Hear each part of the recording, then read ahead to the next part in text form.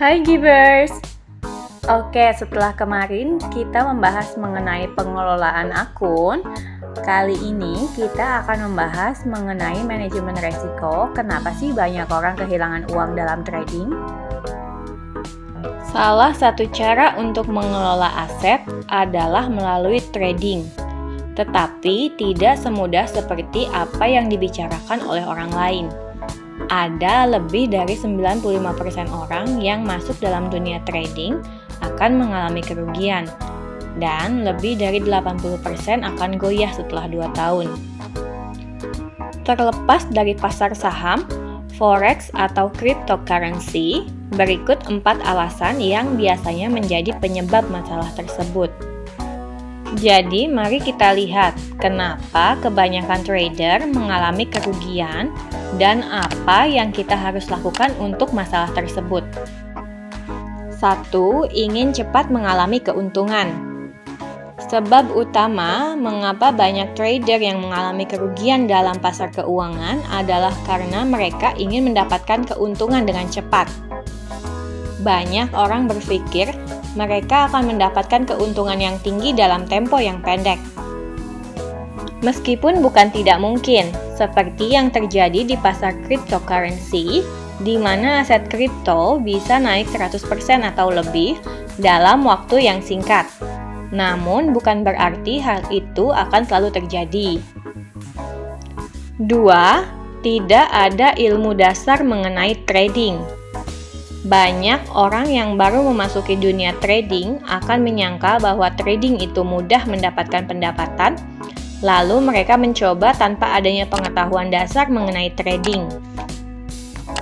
Memang mungkin bukan salah mereka juga, karena banyak orang yang mencoba untuk mengambil kesempatan terhadap orang yang baru mengikuti dunia trading ini dengan menjual buku, kursus, atau indikator mereka dengan menjanjikan banyaknya keuntungan. Dalam bidang apapun, kita harus memiliki ilmu dasar terlebih dahulu.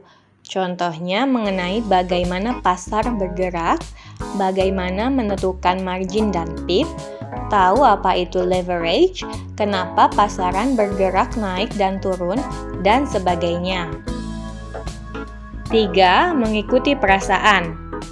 Investasi dan trading bukan satu-satunya strategi yang penting, tapi banyak yang gagal hanya karena emosi.